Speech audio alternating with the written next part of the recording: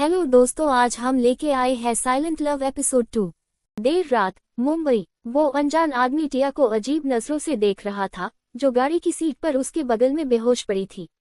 जैसे गाड़ियों का काफिला शहर के ट्रैफिक को चीरता हुआ अपनी मंजिल की तरफ दौड़ रहा था, ये आदमी एक गहरी सोच में डूबा हुआ था। उस आदमी का एक अलग ही रुतबा था। वो शहर का सबसे अमीर इंसान था। उसका मेन बिजनेस वेपन्स बनाना और उन्हें बेचने का था। वो इंडियन गवर्नमेंट को अपने वेपन्स देता था और विदेशों में भी उन्हें भारी कीमतों पर बेचता था। उसकी कंपनी के बनाए हुए वेपन्स की पूरी दुनिया में भारी मांग थी। विदेशी सरकारें उसकी कंपनी के बनाए हथियारों को खरीदने के लिए कितना भी पैसा बहाने को तैयार थी। वेपन्स के अलावा उसका कंस्ट्रक्शन का बिजनेस भी था। यही नहीं, उसके कई और अलग अलग बिजनेस भी थे। वो इतना रिच और पावरफुल आदमी था कि उसे राजा कहना गलत नहीं होगा। उस आदमी की गाड़ियों का काफिला एक आलीशान घर के पार्किंग लॉट में जाकर रुका। 33 साल का यह नौजवान बहुत हैंडसम और चार्मिंग था। चाहे वो आम लड़की हो या फिर किसी अमीर घराने की बेटी, सब उस पर मरती थी। उसके नाम की दीवानगी हर लड़की के दिल में थी। हर कोई उससे शादी करना चाहती थी।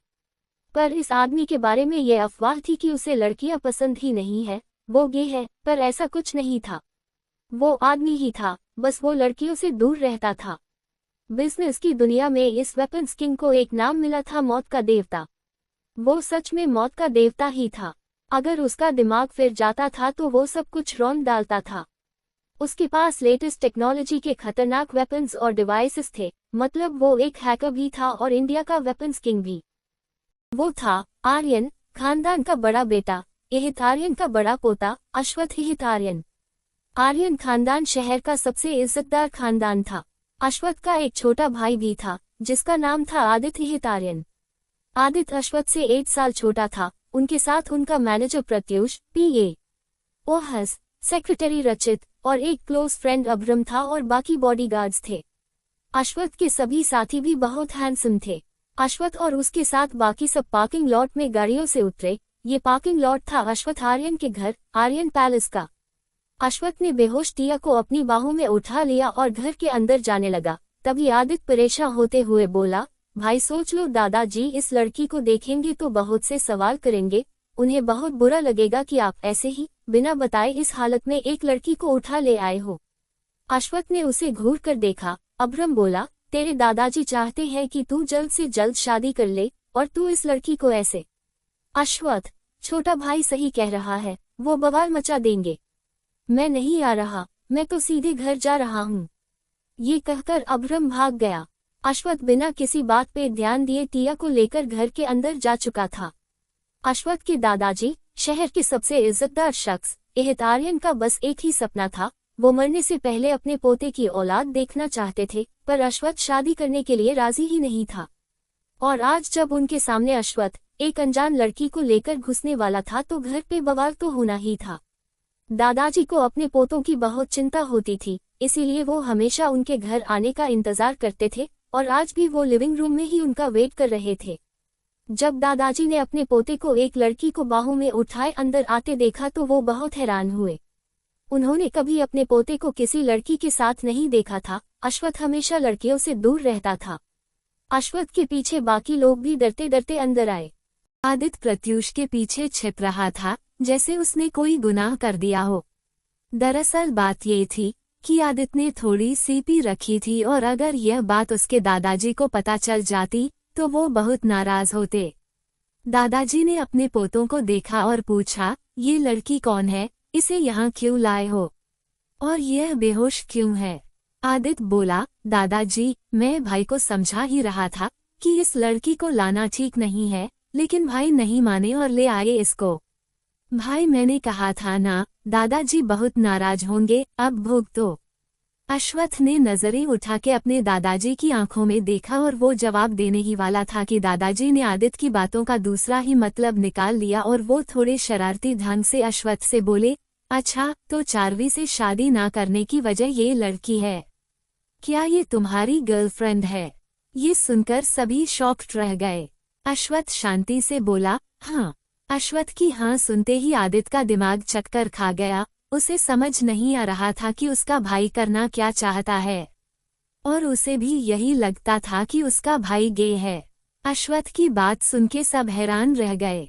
दादाजी अब थोड़े प्यार से बोले, मुझे पहले नहीं बता सकते थे। इसे इतना छुपाने की क्या जरूरत थी? अगर तुम इस लड़की को पसंद करते हो तो तुम्हारी शादी इसी से होगी। मुझे फर्क नहीं पड़ता कि ये अमीर है कि नहीं, मुझे बस अपना परपोता देखना है। आदित्य मन में सवालों का सैलाब आ गया, ये हो क्या रहा है? यहाँ सिचुएशन इतनी क्रिटिकल हो गई है और दादाजी को परपोता या परपोती देखना है। भाई, करना क्या चाहते हो तुम? मुझे तो लगता था कि आप गे हो, या फिर दादाजी को खुश करने के लिए ये सब कह रहे हो।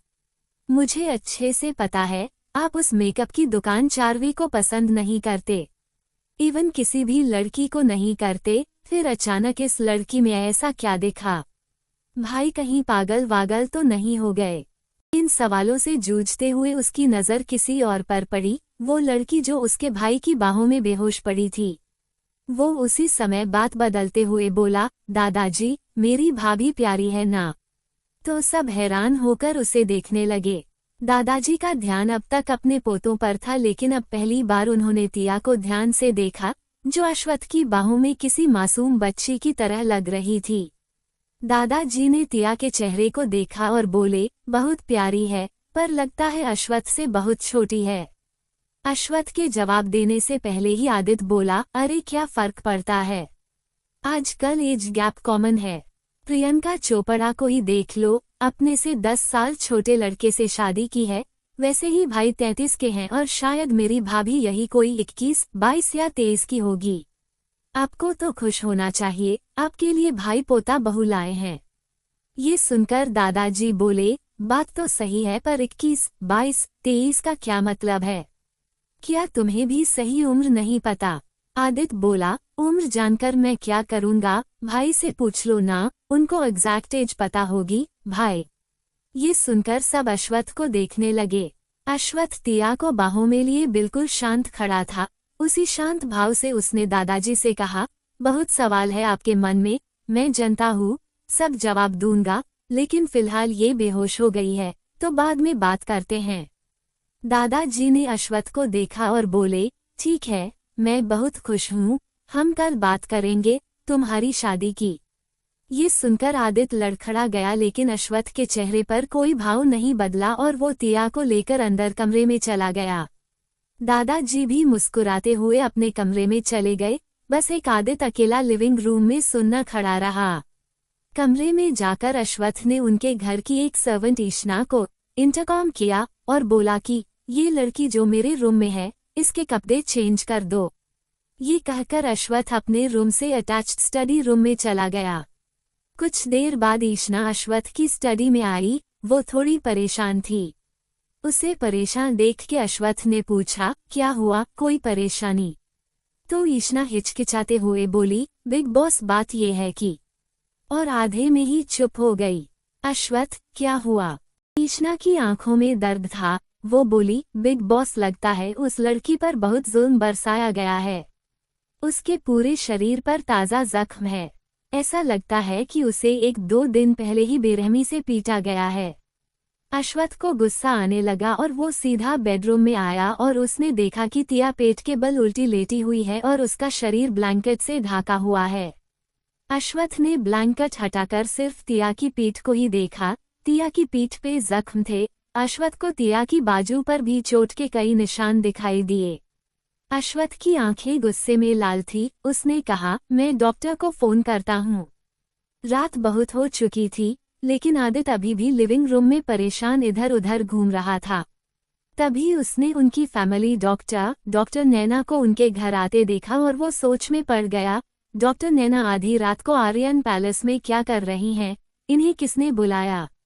उसने डॉक्टर का रास्ता रोक लिया और बोला, अरे डॉक्टर नैना, आप इतनी रात को यहाँ? डॉक्टर नैना बोली, आपके भाई ने इमरजेंसी में बुलाया है।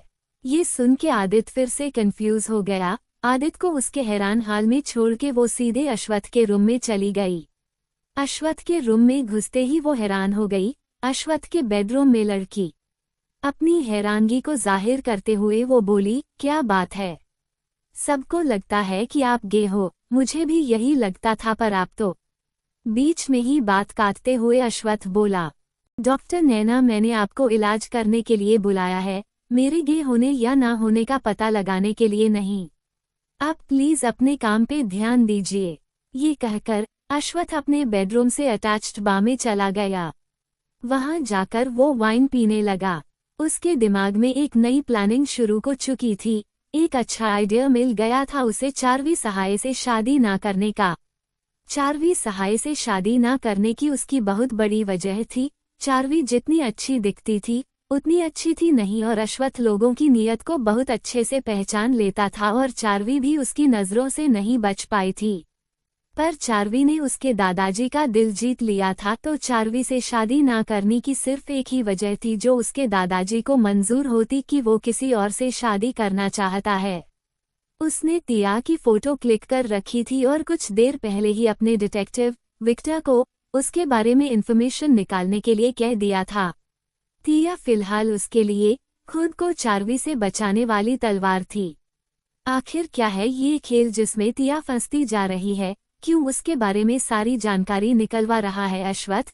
क्या होगा जब वो बेहोशी से जागेगी और कैसे बच के निकल पाएगी मासूम तिया शहर के सबसे बड़े आदमी के पंजों से? मिलते हैं कल एक और स्टोरी के साथ। तब के लिए बाय। अपना ख्याल रखें और चैनल को सब्सक्राइब करना ना भूलें।